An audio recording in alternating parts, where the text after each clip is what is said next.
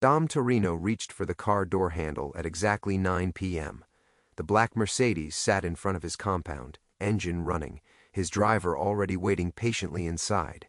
6 of his most trusted men watched from the front steps, smoking cigarettes and checking their watches. The explosion threw concrete fragments 3 blocks away. When the smoke cleared, pieces of the Mercedes were scattered across the street like confetti. Dom's men stood frozen, ears ringing, staring at the crater where their boss had been walking just seconds before. 24 hours earlier, Dom had done something unthinkable in front of the whole world, something that turned every ally into a potential enemy. Who really ordered the hit that night? Before we jump back in, tell us where you're tuning in from, and if this story touches you, make sure you're subscribed, because tomorrow I've saved something extra special for you. Medellin, 48 hours earlier, 6:30 a.m. Dom Torino woke before dawn every morning, at the same time his grandfather had. 6:30 sharp, no alarm clock needed. 3 generations of blood had programmed this rhythm into his bones. He reached for the wooden nightstand drawer and pulled out his grandmother's rosary. Black onyx beads worn smooth by decades of worried fingers. His thumb traced each bead automatically while he stared at the ceiling. 10 Hail Marys, 1 Our Father, the same prayer his Nona had taught him when he was 7 years old, hiding under her kitchen table while men shouted in the street outside. The rosary fit perfectly in his palm. He had carried it every day for 43 years. Dom swung his legs over the edge of the bed and walked to the window. Through bulletproof glass, he could see his compound spreading out below like a small kingdom. 12 acres of manicured lawns, rose gardens, and security checkpoints hidden behind decorative stonework.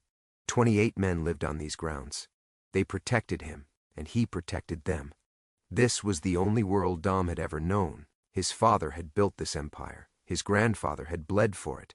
Dom had inherited both the power and the weight that came with carrying a name that made grown men step aside on sidewalks. But power was a hungry animal. It demanded feeding every single day. Dom showered in water heated by a boiler that cost more than most men earned in a year. He dressed in handmade suits tailored in Milan, each one cut to hide the .38 he wore in a shoulder holster. Details mattered in his line of work. A man who controlled territory had to look like he belonged in charge. By 7:15, Dom was walking through his house toward the kitchen. The walls displayed family photographs going back 4 generations. His great-grandfather standing beside a horse in Sicily. His grandfather shaking hands with a mayor whose election Dom's family had purchased. His father at Dom's wedding, both men smiling like they owned the world. Maybe they had. In the kitchen, Maria was already preparing his breakfast. She had been cooking for the Torino family for 37 years. Her hands moved without thought, cracking eggs into a pan, slicing bread, brewing coffee strong enough to wake the dead. "Good morning, Mr. Dom." "Morning, Maria." She never asked how he slept. He never complained when the eggs were too soft. These small courtesies had become their ritual over the decades. Dom ate in silence while reading 3 newspapers. The local paper ran stories about charity events and city council meetings. Nothing about protection payments or territory disputes. The business section covered legitimate investments his lawyers managed. Nothing about money that moved through offshore accounts. The international section reported wars and politics from countries where Dom owned influence he would never publicly acknowledge. This was his world, half visible, half hidden. At 8 o'clock exactly, Marco knocked on the kitchen door. Marco Benedetto had been Dom's right hand for 15 years. A thin man with careful eyes and hands that never shook, even when delivering bad news. "Boss, Marco, Vincent wants to talk about the Riverside situation." Dom nodded. Vincent controlled the docks. Good man, but he worried too much. After breakfast, Marco disappeared. Dom finished his coffee and walked outside to his gardens. This was his favorite hour of the day, before the phone calls and meetings and decisions that required blood or money or both. Before men brought him problems that demanded solutions only he could provide. Dom walked past the roses his wife had planted 23 years ago, before the cancer took her. Sophia had been 6 years old then, still small enough to ride on his shoulders while he watered the flowers. Now Sophia was 29, married to a man Dom had personally investigated before approving the engagement. She was the only person on earth who could make Dom Torino feel afraid, not afraid for himself, afraid of what his love for her might cost both of them. Sophia visited every Sunday with Dom's grandson, little Michael, who was 7 now, and asked too many questions about why Grandpa's house had so many security cameras. Dom always told the boy they were there to protect the roses from rabbits. Some lies were mercies. Dom's phone buzzed. A text from Sophia.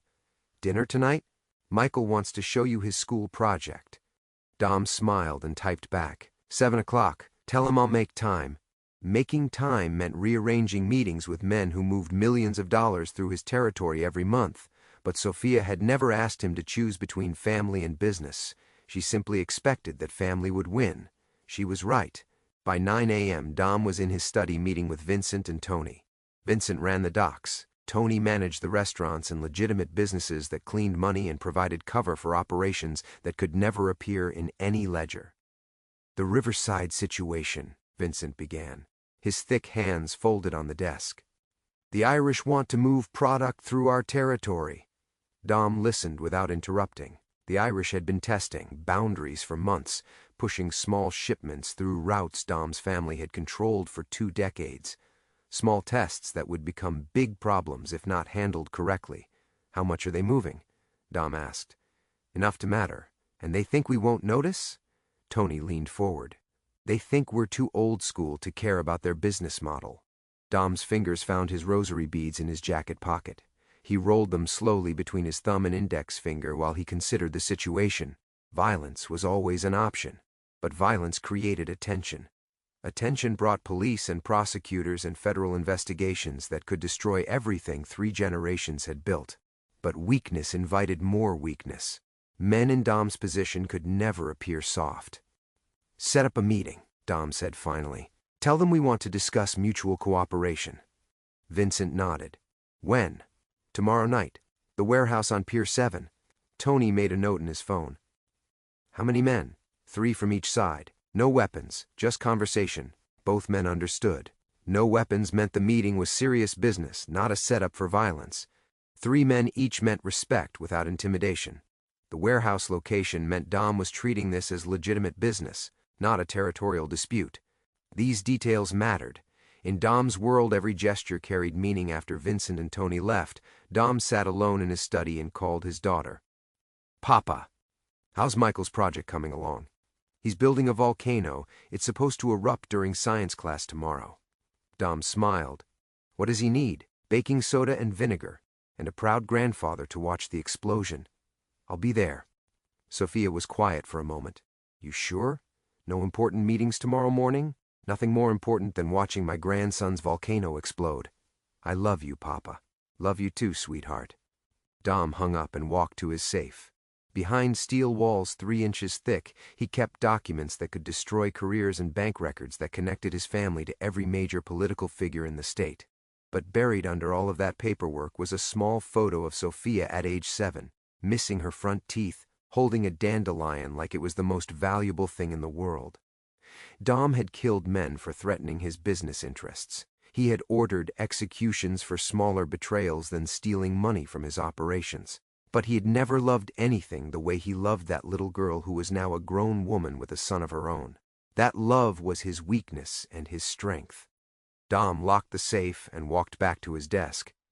He had 3 more meetings before lunch, 2 phone calls to return, and a decision to make about expanding operations into digital currency markets his lawyers insisted could triple profits within 2 years. But first, he pulled out his rosary and said one more prayer for his family's safety. At noon, Dom walked the perimeter of his compound with Marco. This daily ritual served multiple purposes. It showed his men that their boss was present and alert. It allowed Dom to inspect security measures personally, and it gave him time to think. "Any word from the city?" Dom asked as they passed the greenhouse. "Councilman Rodriguez wants to meet about the harbor development project." Dom nodded. Rodriguez owed his election to money Dom's organization had contributed through shell corporations. The harbor project would bring federal funding that could be redirected toward infrastructure improvements in neighborhoods where Dom's businesses operated. Set it up for next week. Already did. Thursday lunch. This was why Dom trusted Marco. The man anticipated needs before Dom had to voice them. In 15 years, Marco had never failed to think 3 steps ahead. Tony mentioned expanding the digital operations, Marco said as they walked past the armored vehicle garage. What do you think? Marco considered this carefully. The profit margins look good, but the technology changes too fast. We'd be dependent on people we can't control the same way we control traditional operations, people we can't trust. Exactly. Dom appreciated this honesty. He needed advisors who would tell him hard truths, even when those truths contradicted his instincts. The afternoon brought meetings covering restaurant supply contracts, real estate investments, and monthly payments that kept certain police officers and city inspectors cooperative. By 5 o'clock, Dom was reviewing financial reports that told a story of steady growth and careful diversification. But legitimacy was an illusion. Everything they owned had been built on foundations of fear and violence. Dom understood this reality better than anyone. At 6:30, Dom's driver brought the Mercedes to the front entrance. Dom climbed into the back seat for the drive to Sophia's house. This was one of the few times each week when he traveled without a security detail. Sophia had made it clear that she did not want armed men in her home when her son was present. She wanted Michael to have normal memories of visiting his grandfather. So Dom accepted the risk, understanding that love sometimes demanded calculated vulnerability. The drive took them through neighborhoods where Dom's influence touched every business. This was his legacy, not just criminal empire, but a network of people and places shaped by 3 generations of Torino family decisions. Dom's phone rang as they pulled into Sophia's driveway. "Papa, we're ready for you. On my way in." Dom straightened his tie. For a few hours, he could pretend that his greatest responsibility was watching a 7-year-old boy demonstrate how volcanoes work. These were the moments that made everything else worthwhile. Medellin compound, next morning, 7:45 a.m. The invitation arrived with the morning mail, buried between utility bills and business correspondence. Maria brought it to Dom's breakfast table, along with his coffee and newspapers. The envelope was cream-colored paper, heavier than normal mail, with gold embossing that caught the morning light. Vatican City State, official correspondence. Dom set down his coffee cup and studied the envelope carefully. In 43 years of running criminal operations, he had received letters from politicians, judges, and federal prosecutors, but never from the Vatican. He opened it with a silver letter opener his father had given him on his 18th birthday. The invitation was printed in Latin and English on paper that felt like silk. Gold leaf edges, the Vatican coat of arms embossed at the top in deep burgundy ink. His Holiness Pope Francis cordially invites Dominic Torino to attend the annual charity gala for orphan children of the Americas. Reception begins at 7 o'clock in the evening, Saturday, the 15th of October. Formal attire required. Please reply requested within 7 days. Dom read the invitation 3 times. He turned it over, looking for additional information, found nothing. Why would the Pope invite a man like Dom Torino to a charity event? The Vatican knew exactly who Dom was and what kind of business he ran, despite the millions of dollars Dom's organization had donated to Catholic charities over the years. Anonymous donations, of course. Money laundered through shell corporations and charitable foundations until it appeared clean enough for church administrators to accept, without asking uncomfortable questions about its origins. Dom called for Marco. "Look at this." Marco examined the invitation with careful attention. He held it up to the light, checked the paper quality, examined the printing. "It's real," Marco said finally. "This came from Vatican City. But why? Maybe they want something." Dom considered this possibility. The church needed money constantly. Perhaps Vatican administrators had decided it was time to establish a more direct relationship with donors whose contributions had been quietly accepted for years. Or maybe it's a trap, Marco added. This was also possible. Federal prosecutors had been trying to build cases against Dom's organization for 2 decades. What if prosecutors had convinced church officials to cooperate with an investigation?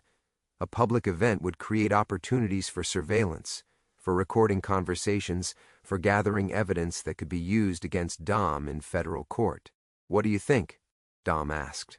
Marco folded the invitation and handed it back. "I think attending a Vatican event would put you in a room full of cameras, reporters, and people whose loyalty we can't guarantee. You think it's too risky. I think it serves no business purpose. Dom nodded. Marco was probably right. Accepting this invitation would create exposure without providing obvious benefits. A wise man would send polite regrets and continue focusing on operations that generated profit and maintained security. But Dom had not built an empire by being careful. His grandfather had taught him that respect came from strength, and strength sometimes required taking calculated risks that other men would avoid. At noon, Sophia called. "Papa, did you see the news about the Vatican charity event?" "What news?" "They're honoring major donors from around the world. The Pope is personally recognizing people who have supported church programs for orphan children. It's going to be broadcast internationally." Dom felt something twist in his stomach. "How did you hear about this?" "It was in the morning paper. They listed some of the attendees. Your name was mentioned." Dom's hands clenched around his phone. His name should never appear in newspapers, especially not in connection with Vatican events. Someone had leaked information that should have remained private. "Papa? You there? I'm here. Are you going to attend?" Dom looked out his study window at the gardens where Sophia had played as a child, where his grandson now ran between the rose bushes on Sunday afternoons, chasing butterflies and asking innocent questions about why Grandpa lived in such a big house. "I don't know yet. I think you should go." This surprised Dom. Sophia rarely encouraged him to make public appearances. She understood better than most people how dangerous visibility could be for men in Dom's position. Why? Because Michael's friends at school are starting to ask questions about what you do for work, and I don't know how to answer them. Dom was quiet. He had never considered how his reputation might affect his grandson's social interactions. 7-year-old children were not supposed to worry about whether their grandfather was a good person or a bad person. "If you go to this event," Sophia continued, "and you're recognized for supporting orphan children, then I can tell Michael that his grandfather helps kids who don't have parents. I can tell him that you do good things in the world." Dom understood. Sophia was not asking him to attend a Vatican charity event. She was asking him to give her a story she could tell her son. A story that would allow a 7-year-old boy to be proud of his grandfather instead of confused about why other parents whispered when the Torino name was mentioned. "I'll think about it," Dom said. "Thank you." After Sophia hung up, Dom sat alone in his study for an hour, holding his grandmother's rosary and thinking about legacy. What kind of man did he want his grandson to remember? What kind of stories did he want Sophia to tell about him after he was gone? At 2 o'clock, Dom called his tailor in Milan. "I need a formal suit appropriate for Vatican protocol. Black conservative cut. Can you have it ready by Thursday?" "Of course, Mr. Torino. Special occasion?" "Something like that." At 4 o'clock, Dom called his security chief and arranged for a small detail to accompany him to Rome.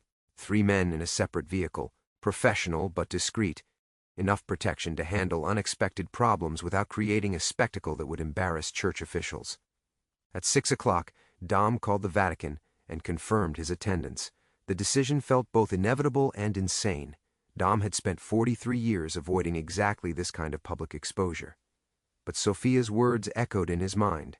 Her son deserved to be proud of his grandfather. Dom could give his family that gift, even if it meant taking risks that Marco and every other advisor would consider foolish. 3 days later, Dom boarded a private jet to Rome wearing his new Milan suit and carrying his grandmother's rosary in his jacket pocket. He told himself this was about charity and family reputation and creating positive stories his grandson could believe. He never imagined that one moment of impulse would destroy everything 3 generations had built.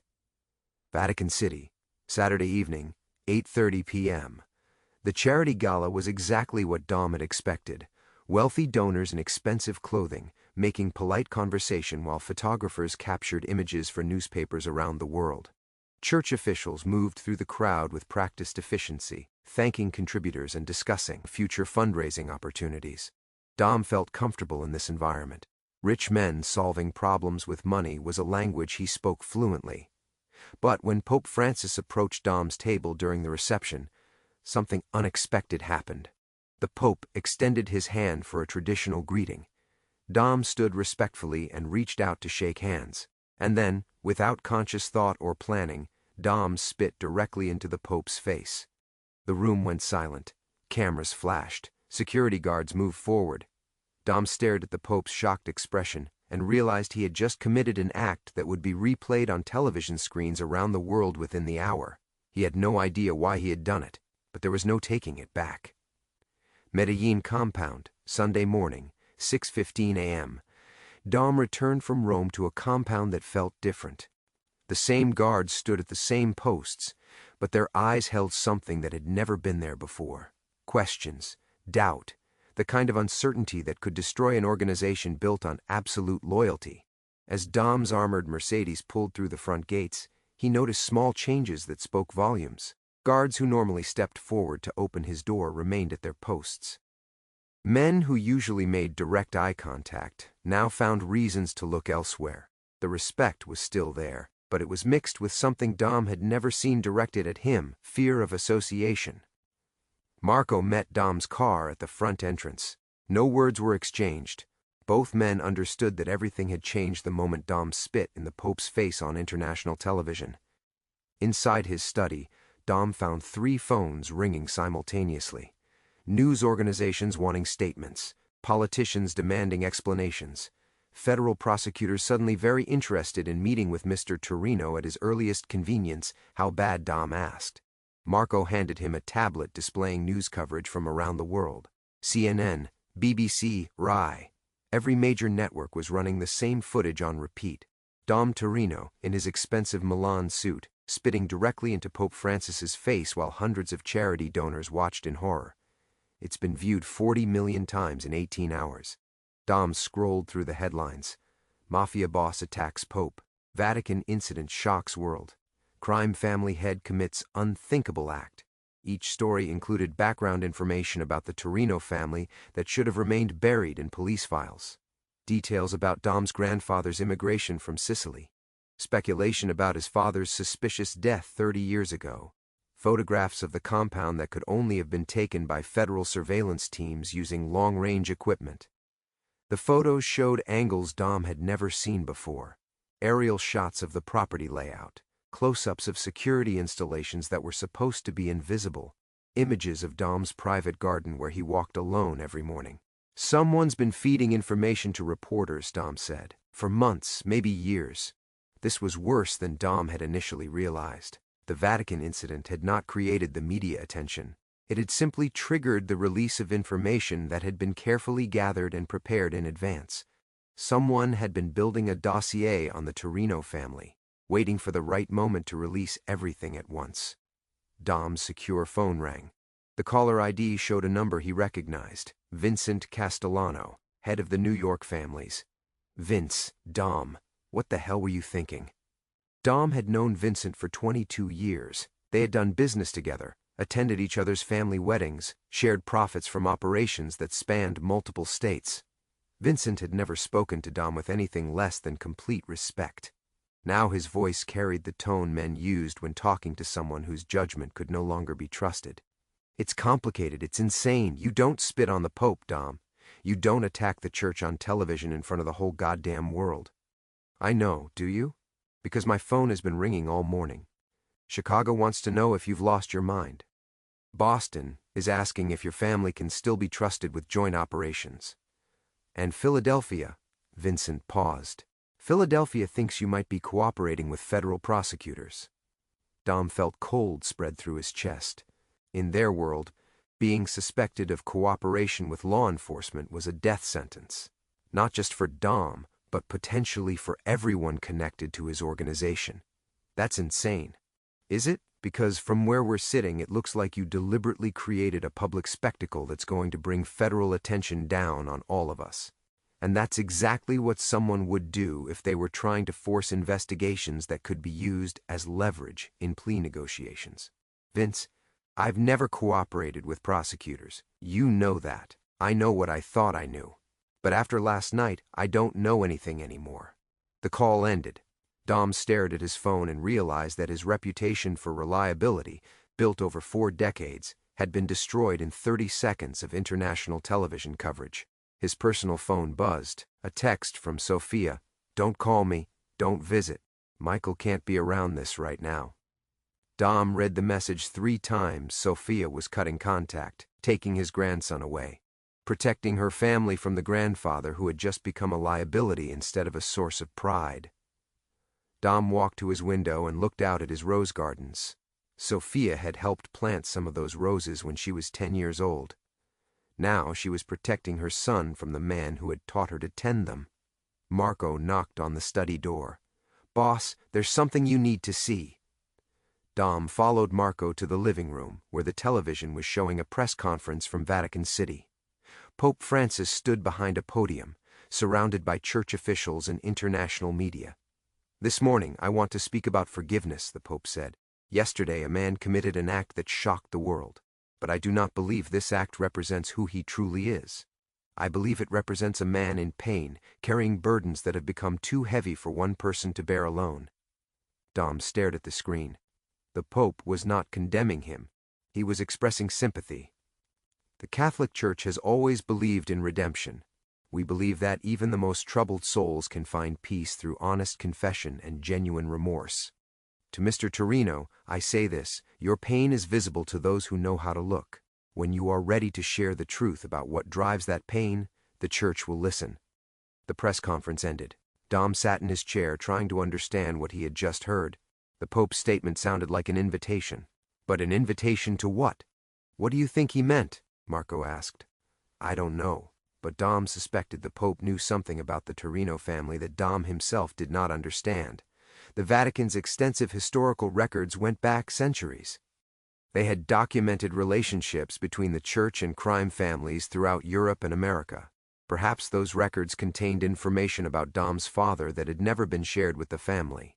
Dom walked to his safe and began removing documents, looking for anything his father might have hidden among the business papers and financial records.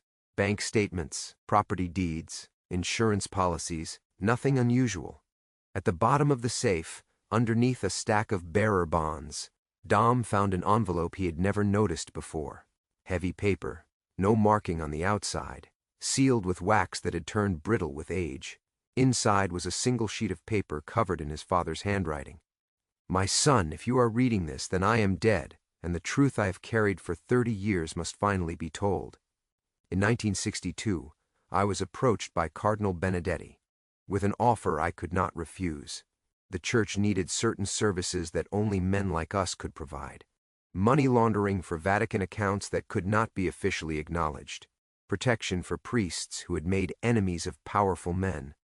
Elimination of threats to church interests that could not be handled through official channels." Dom's hands shook as he continued reading.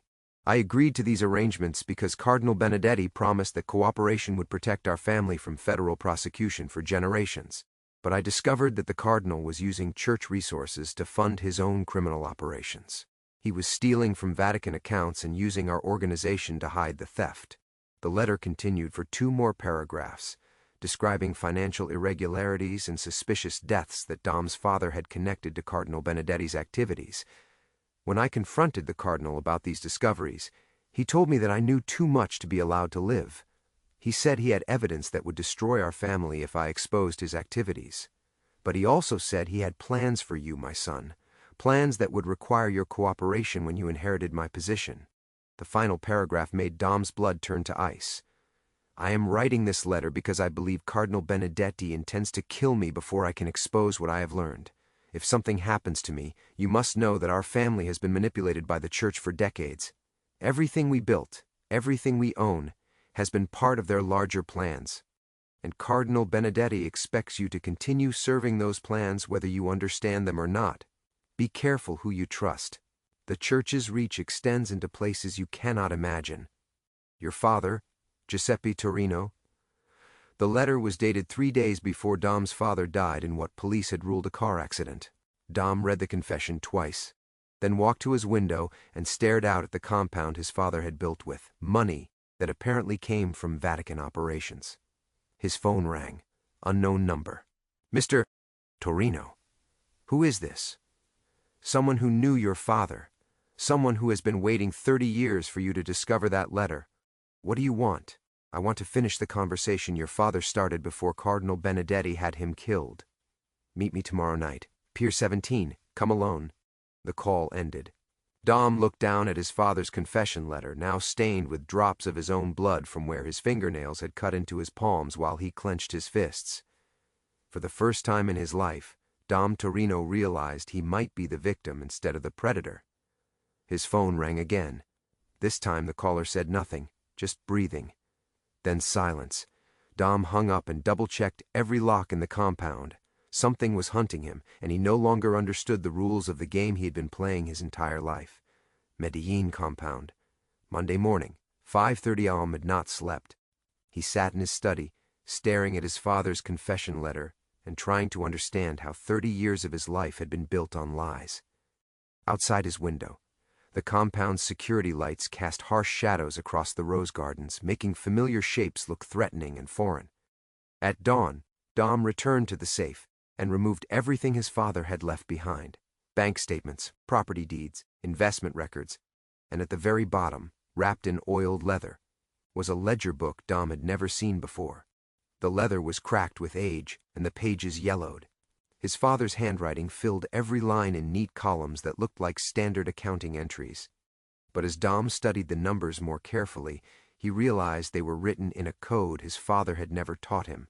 Payment dates, amounts, and what appeared to be recipient names, but nothing made obvious sense. Project Salvation, $47,000. BR Eastern Operations, $23,500. MC Special Services, Cardinal B. Cardinal Benedetti. Dom found a pattern.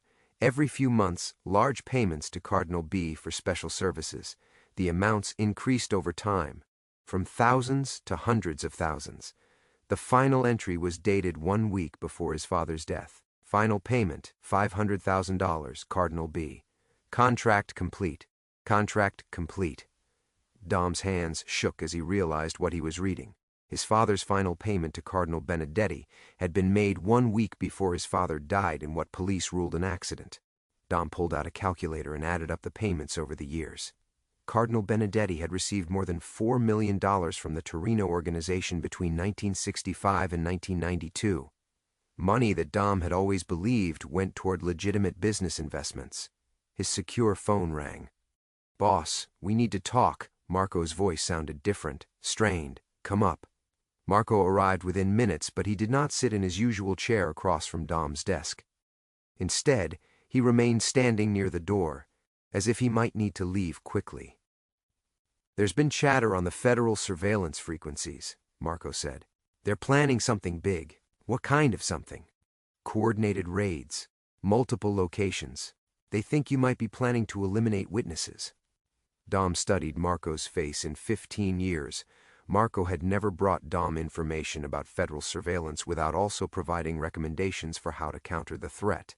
This time, he was simply delivering the information and waiting for Dom's response. "What witnesses?" "They think you might target people who could testify about your father's relationship with the church." This was interesting. Federal prosecutors apparently knew about Dom's father's Vatican connections. But how could they know about relationships that Dom himself had just discovered? "Marco, how long have you known about my father's work with Cardinal Benedetti?" Marco was quiet for 10 seconds too long. When you have worked with someone for 15 years, you learn to measure their silences. This pause told Dom everything he needed to know. "I didn't know," Marco said finally, "but you suspected. There were things that never added up. Money that moved in ways that didn't match our operational needs. Meetings your father took without explaining the business purpose." Dom leaned back in his chair.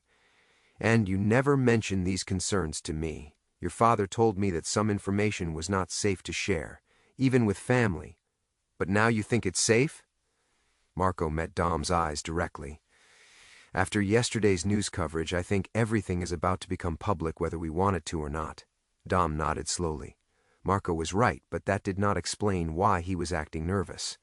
Marco had survived 15 years in Dom's organization by being calm under pressure. The man standing near Dom's door was not calm. "Is there something else, Marco?" "The compound surveillance system picked up some unusual activity last night." "What kind of activity?" Marco handed Dom a tablet showing security camera footage from around the compound. Timestamps indicated the recordings were made between 2 and 4 a.m., while Dom was reading his father's letter. The footage showed a figure moving through the gardens, avoiding the main camera angles but occasionally visible in peripheral views. Someone who knew the compound's security layout well enough to move through it almost invisibly. Who is it? We can't identify them from the footage. But whoever it was, they knew exactly where our cameras were positioned. Dom studied the images. The figure was wearing dark clothing and moved with the confidence of someone familiar with the compound's layout. But more importantly, they had gained access to the grounds without triggering any of the perimeter alarms. That was only possible if someone had provided them with security codes. Marco, who has access to the current security codes? You, me, Vincent, and the head of security. No one else? No one else.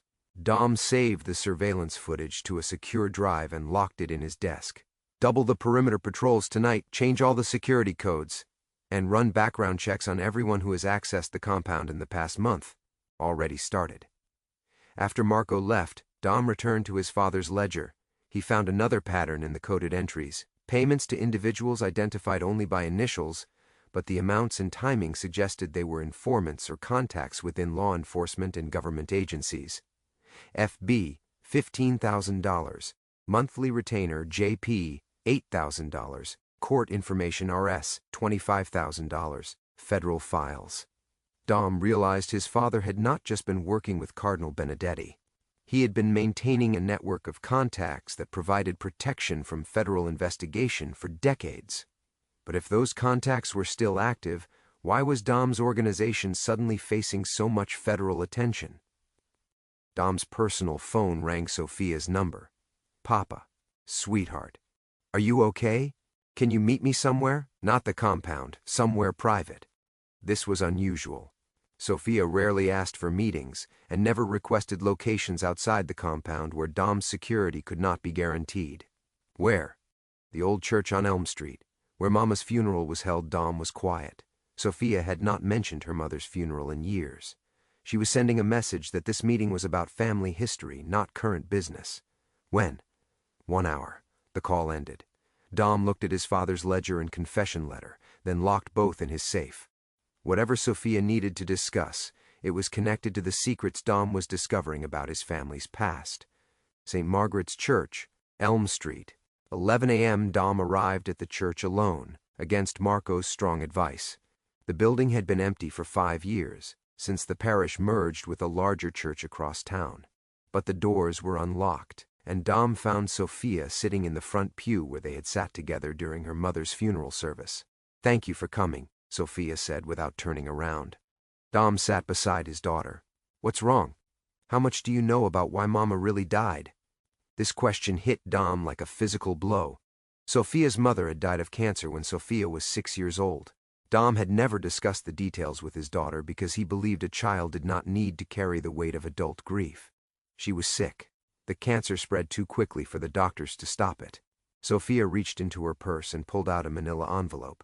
"I found this in her things when I was going through boxes for Michael's school project. He wanted to include photos of his grandmother. Inside the envelope were medical records dating back 23 years. But these were not the records Dom remembered from his wife's treatment. These showed a different diagnosis, a different timeline, and most importantly, different doctors. Papa, Mama didn't die of cancer." Dom read through the medical records twice. His wife had been treated for radiation poisoning. The symptoms had been consistent with exposure to radioactive materials over an extended period. The doctors had tried to hide the real diagnosis because radiation poisoning was almost always the result of deliberate exposure. Someone had been slowly poisoning Dom's wife for months before she died. "How did you get these records?" "A man came to see me yesterday. He said he used to work with Grandpa Giuseppe. He said there were things about our family that you didn't know, things that Mama died trying to protect us from." Dom felt the familiar weight of his grandmother's rosary in his jacket pocket. He pulled it out and rolled the beads between his fingers while he tried to process what Sophia was telling him. Who was this man? He said his name was Father Martinez. He said he was assigned to monitor our family for church security purposes. He said Cardinal Benedetti ordered Mama's death because she discovered financial irregularities in church accounts that Grandpa was helping to manage. Dom stared at the medical records. His wife had been murdered because she had learned too much about his father's relationship with Cardinal Benedetti. But Dom had never known his wife was investigating church finances. Did this Father Martinez say anything else? Sophia handed him a business card. Plain white paper with a phone number written in blue ink. No name, no address. He said Cardinal Benedetti has been planning something for years, something that requires you to act in specific ways at specific times. He said the Vatican incident was not an accident. What do you mean? He said you were drugged, Papa. Something in your food or drink that made you lose control. He said Cardinal Benedetti wanted you to create a public scandal that would force you to seek church protection. Dom thought about the charity gala. He had eaten dinner at the Vatican reception before meeting the Pope. Standard catered food served to all the guests. But his plate had been brought to him personally by a server who mentioned that Dom's meal had been specially prepared to accommodate dietary preferences he had never mentioned. Sophia, I need you to take Michael and leave the city for a while. Where should we go? Somewhere Cardinal Benedetti can't find you. Somewhere outside his reach. Sophia squeezed Dom's hand. What are you going to do? I'm going to finish the conversation my father started 30 years ago. Dom looked up at the altar where his wife's casket had rested during her funeral. He had prayed that day for strength to protect his family. Now he understood that his family had never been safe, even when he believed he was in complete control. Cardinal Benedetti had been pulling the strings for decades. Dom's father's death, his wife's murder, and now the Vatican incident that had destroyed Dom's reputation and isolated him from potential allies. But Dom was no longer the naive man who had inherited his father's empire without understanding its true cost. He was about to become a very dangerous enemy for anyone who had underestimated what a cornered man would do to protect what remained of his family. His phone buzzed with a text from an unknown number. The explosion was a warning. Next time we won't miss. Stop investigating or Sophia joins her mother. Dom showed the message to Sophia, then deleted it. Pack tonight. Leave tomorrow morning. I'll call you when it's safe to come home. Sophia kissed Dom's forehead and left him alone in the empty church. Dom knelt in front of the altar and prayed for the first time in 30 years, not for forgiveness, but for the strength to do what his father had been killed for attempting. It was time for Cardinal Benedetti to face the consequences of 3 decades of manipulation and murder. Medellin compound, Tuesday morning, 6 a.m. Dom returned from the church with Sophia's revelations weighing on his mind, but first he needed to sweep his compound for surveillance devices. If someone had gained access to his property, they might have planted listening equipment. Dom started with his study, checking behind picture frames and under furniture. Nothing. Then his bedroom, searching through drawers and closets. Nothing. Finally, Dom examined his living room. He was checking the cushions of his favorite armchair when his fingers found something small and hard sewn into the fabric. A recording device. Sophisticated electronics, no bigger than a button, designed to last for months. This was military-grade technology, the kind used for long-term monitoring of high-value targets. Someone who knew which chair he preferred. Someone with access to his house, someone he trusted completely. Dom's phone rang. Sophia. Papa, we need to talk again. I thought you were leaving town. I am. But there's something I have to tell you first, something I should have told you years ago. Dom looked down at the device in his palm. Where do you want to meet? Your house. I'm already here. Dom found Sophia standing on his doorstep with a suitcase and an envelope. We need to sit down, Sophia said. They walked to the living room. Sophia set the envelope on the coffee table. Papa, I need you to listen without interrupting, and remember that everything I've done has been to protect you and Michael. Dom nodded. The recording device you found was placed there by me. Dom felt his chest tighten. Why? Because I'm not just your daughter. I'm also an FBI agent. The words hit Dom like a physical blow. His own daughter had been investigating him for years. For how long? Since I was 18. Since before Michael was born. Dom tried to process this. Every family dinner, every Sunday visit, had potentially been part of an investigation. But there's more, Sophia continued. Mama wasn't just your wife. She was my handler. What are you saying? Mama was an undercover FBI agent assigned to monitor your family in the 1990s, but she fell in love with you, and everything changed. She was supposed to gather evidence, but instead she started feeding the Bureau false information to protect you. Sophia opened the envelope and pulled out photographs. Dom's wife meeting with men in federal buildings, his wife passing documents across restaurant tables. When Cardinal Benedetti discovered that Mama was FBI, he ordered her elimination. Not because she was investigating your organization, but because she was protecting it from federal prosecution. Dom remembered details that had never made sense: his wife's occasional absences, her knowledge of police procedures, her ability to predict federal investigations. Sophia, if you're continuing her work, then why surveil my house? Because 3 months ago I discovered Cardinal Benedetti has been planning something that requires your cooperation, something that would destroy you and everyone connected to your organization. Sophia pulled more documents from the envelope: financial records, communication intercepts. Cardinal Benedetti has been preparing to eliminate you for years, but he needed to isolate you from allies first.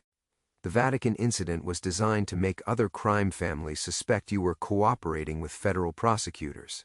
Dom remembered Vincent Castellano's phone call, the suspicion in his voice. The explosion at your compound was not an assassination attempt.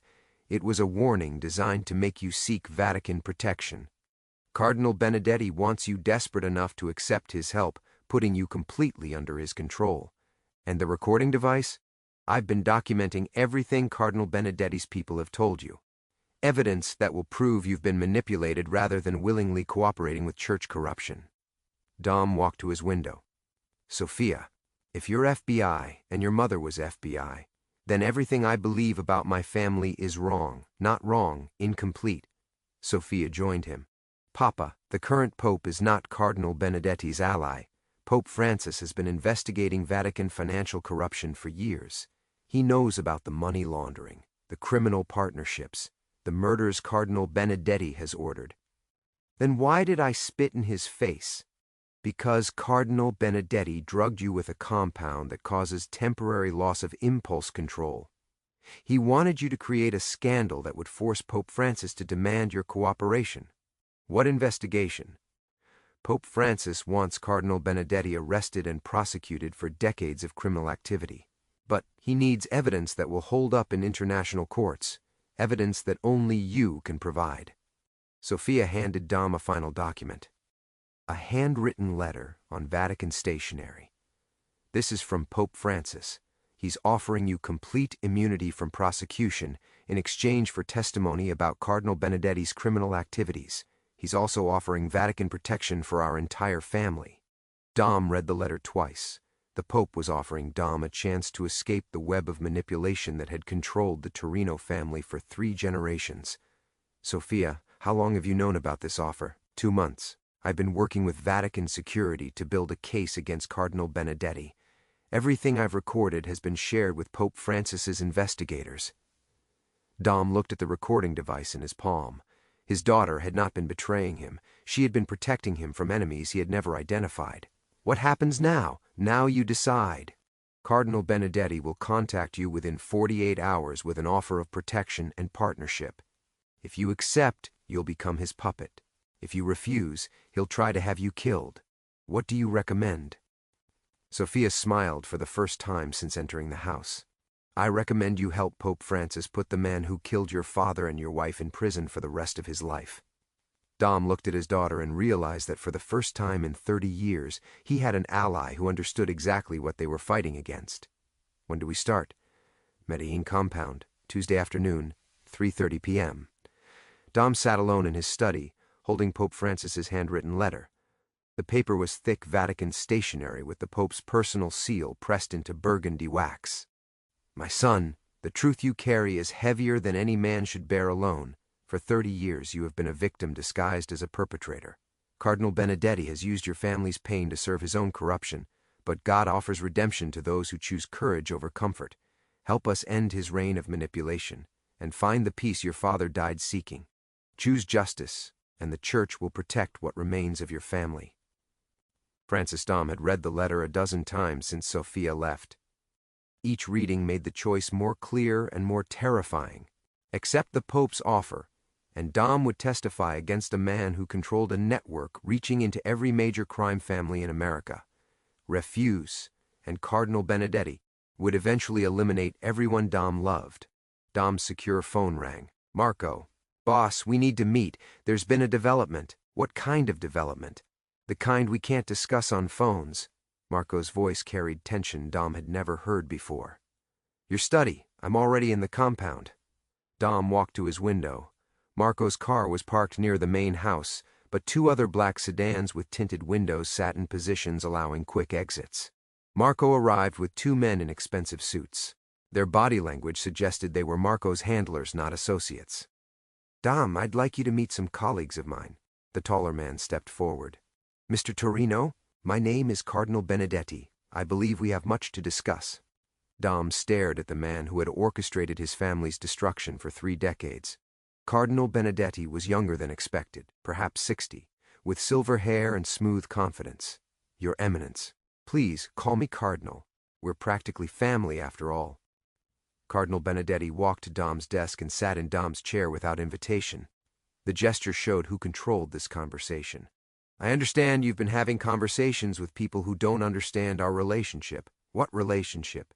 "The same relationship your father enjoyed. Mutual cooperation benefiting both the church and your organization. My father is dead. Your father was careless. He allowed emotional attachments to cloud his business judgment. I trust you won't make the same mistake." Dom looked at Marco, who stared at the floor. "Marco, how long have you been working for the Cardinal?" "Since the beginning," Cardinal Benedetti answered. "Marco has been my representative in your organization since your father's death. Every major decision you've made has been guided by my strategic interests." Dom felt his grandmother's rosary in his jacket pocket. For 30 years, he had believed he was building an independent empire. Now he understood he had been nothing more than an employee. "What do you want?" "I want you to continue serving the church's interests. Your recent publicity problems can be managed if you cooperate with damage control efforts." Cardinal Benedetti placed a document on Dom's desk. "This is a confession, admitting your sole responsibility for Vatican money laundering operations. You will sign it, serve 5 years in a federal facility I control, then resume your duties with clearer understanding of your position." Dom read through the terms. The document would absolve Cardinal Benedetti while making Dom the scapegoat for decades of church financial corruption. "And if I refuse, then you will join your father and your wife much sooner than expected. I need time to consider this. You have until tomorrow evening. Marco will arrange a meeting at Pier 17 for your answer." Cardinal Benedetti stood. "Oh, and Dom? Don't contact your daughter or grandson until this matter is resolved. Their safety depends entirely on your cooperation." After Cardinal Benedetti left, Dom sat alone with Marco. "How long have you known?" Dom asked. "About what?"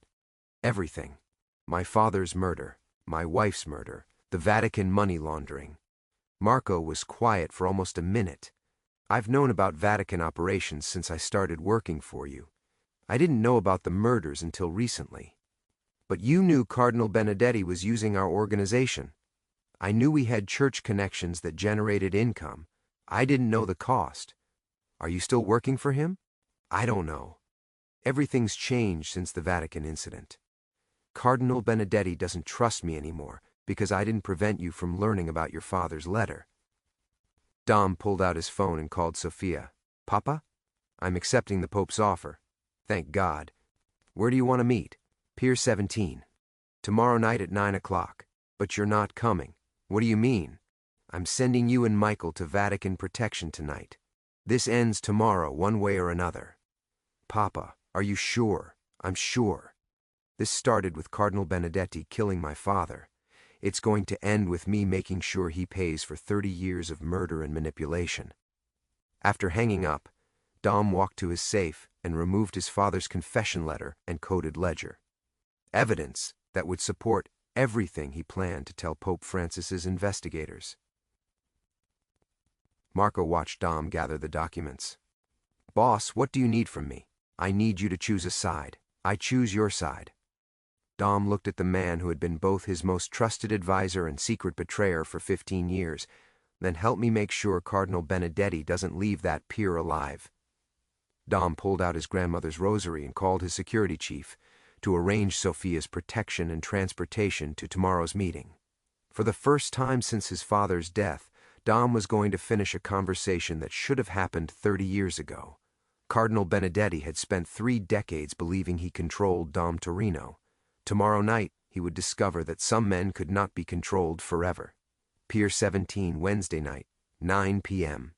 The warehouse stood empty at the end of the pier, its broken windows reflecting moonlight off the dark water.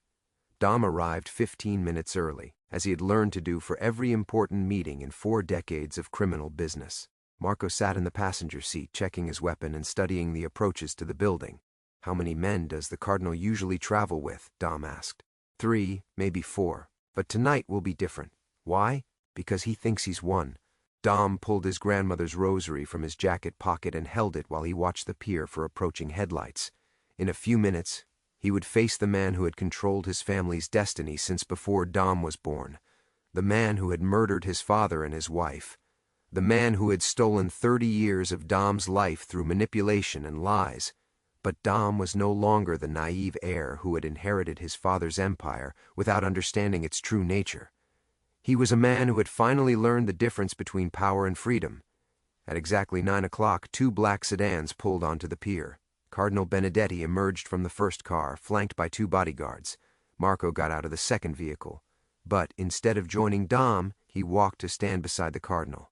Dom felt his chest tighten as he realized Marco had betrayed him again. "Mr. Torino," Cardinal Benedetti called across the space between them. "I trust you've made your decision." Dom walked toward the Cardinal, stopping 20 feet away, close enough to talk, far enough to move if violence became necessary. "I've made my decision. Excellent. I trust you've brought the signed confession. I've brought something better." Dom pulled a small device from his jacket pocket, a detonator switch, old and worn, with wires that had been carefully preserved for 30 years. Cardinal Benedetti's confident expression changed. "Where did you get that?" "From my father's car. The device you used to kill him." "That's impossible. We destroyed all the evidence. You destroyed most of it. But my father was more careful than you realized." Dom held up the detonator. "This was hidden in his safe, along with a complete record of every payment you extorted from our organization, every murder you ordered, every lie you told to maintain control." Cardinal Benedetti's bodyguards moved closer, but the Cardinal raised his hand to stop them. "Dom, you don't understand the complexity of what we've built together. Your father's death was necessary to prevent greater violence. Your wife's death was regrettable but unavoidable. Everything we've done has served the greater good of the Church. The greater good? The Vatican needs resources that official channels cannot provide. Your family has helped fund charitable operations that have saved thousands of lives around the world." Dom stared at the man who could justify murder as charity work. "You killed my father because he refused to launder more church money. I eliminated a man who threatened the stability of operations that benefit millions of people. And my wife? She was FBI. She was investigating activities that could have exposed our entire network. She was protecting our family." Cardinal Benedetti smiled. "She was protecting herself. When we discovered her real identity, she tried to negotiate immunity in exchange for her cooperation. We simply couldn't risk that kind of exposure." Dom felt rage building in his chest, but he forced himself to remain calm. Anger would make him stupid, and he needed to be smart for the next few minutes. "What about the Vatican incident? Why did you drug me?" "Because I needed Pope Francis to believe you were unstable enough to require church intervention. Your public humiliation of the Pope created the justification we needed to bring you under direct Vatican control. And if I refuse to cooperate?" Cardinal Benedetti nodded toward Marco, who was now pointing a gun at Dom. "Then Marco will eliminate you, just as I eliminated your father, and tomorrow Sophia and your grandson will join you." Dom looked at Marco, the man he had trusted for 15 years. "Marco, you really think he's going to let you live after this?" "I think I'm going to follow orders and collect my pension." "The same way my father followed orders?" Marco's gun hand wavered slightly. Cardinal Benedetti stepped forward. "Dom, you're going to sign the confession. You're going to serve your time quietly, and you're going to continue running operations exactly as I direct. The alternative is that everyone you love dies tonight." Dom pulled out his phone. Actually, there's a third alternative. He pressed a single button. Within seconds, floodlights illuminated the pier from 3 directions. Vatican security forces emerged from concealment positions around the warehouse, weapons trained on Cardinal Benedetti and his men. "What is this?" Cardinal Benedetti demanded. "This is justice." A man in Vatican uniform approached, carrying handcuffs and speaking into a radio. "Cardinal Benedetti, you're under arrest for conspiracy, murder, money laundering, and corruption of church assets. By order of His Holiness Pope Francis." Cardinal Benedetti turned to run, but Vatican security was already surrounding him. His bodyguards dropped their weapons and raised their hands. Marco still held his gun pointed at Dom. "Boss, I'm sorry. I never wanted it to come to this." "Marco, you have a choice. You can shoot me and spend the rest of your life running from Vatican justice, or you can drop the gun and testify about everything you know." Marco looked around at the Vatican security forces, then at Cardinal Benedetti being handcuffed, then back at Dom. He lowered his weapon. "I choose testifying." Dom walked over to Cardinal Benedetti as Vatican security prepared to transport him. The cardinal looked older now, smaller, like a man whose power had been stripped away in a matter of minutes. "Your father died for nothing," Cardinal Benedetti said, "and so will you." Dom held up the detonator switch. "My father died trying to free our family from your control. Tonight, he finally succeeded." As Vatican security led Cardinal Benedetti away, Dom stood alone on the pier, holding his father's rosary and watching the man who had destroyed 3 generations of his family disappear into custody. For the first time in 30 years, Dom Torino was truly free. Vatican City. 6 months later, Sunday morning, Dom knelt in the small chapel behind his protected house, holding his grandmother's rosary and lighting a candle for his father. The flame flickered against old stone walls, casting shadows across the simple wooden cross. 6 months had passed since Cardinal Benedetti's arrest. 6 months since Dom had testified about 30 years of corruption and murder. 6 months since he had learned the difference between being powerful and being free. The testimony had taken 3 weeks. Dom had provided financial records tracing millions in laundered money through Vatican accounts. Cardinal Benedetti was now serving multiple life sentences. His criminal network had been dismantled. Dom's organization had been dissolved. His men had accepted plea agreements or disappeared into new lives. The compound in Medellin had been sold, the money donated to orphanages in neighborhoods where Dom's operations had once caused pain. Dom now lived in a small house behind Vatican walls, 2 bedrooms, a kitchen, and a garden where he spent his time growing vegetables. It was the first home he had ever lived in that did not require armed guards. Sophia visited every Sunday with Michael, now 8 and fascinated by Vatican City's ancient buildings. The boy no longer asked difficult questions about his grandfather's work. He knew Grandpa Dom was helping the church, and that was enough. Dom walked to his garden, where tomato plants were producing their first harvest. He had learned to find peace in simple work, in watching things grow, in conversations that did not require lies. His phone rang. "Sophia, Papa, we're 5 minutes away." Dom picked tomatoes for Sophia to take home. Michael liked to help his grandmother cook with vegetables his grandfather had grown, something clean and honest and useful. Sophia and Michael arrived as Dom finished gardening. Michael ran to hug his waist, then began examining the plants. "Grandpa, can I help you pick tomatoes next week?" "Of course, but you have to be careful. They bruise easily." Sophia sat on a wooden bench Dom had built. She pulled a photograph from her purse and handed it to Dom. It was from Sophia's wedding 8 years ago. Dom stood beside Sophia in her white dress, holding baby Michael, with Sophia's husband smiling beside them. 3 generations of family, captured in pure happiness.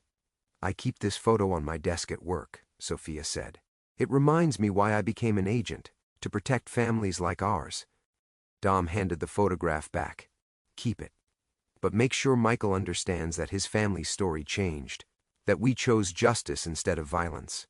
That evening, after Sophia and Michael had returned home, Dom walked to the main cathedral and lit candles, one for his wife, whose sacrifice had protected their family, one for the man he had been, who had lived in fear and control for so many years. Dom knelt in the vast cathedral, surrounded by centuries of stone and stained glass, and prayed for wisdom to help other families escape the cycles of violence that had trapped the Torinos for 3 generations. Outside, Rome continued its ancient rhythms. But inside the cathedral, Dom Torino had finally found the peace his father had died seeking. The legacy of violence was ended. The family was free.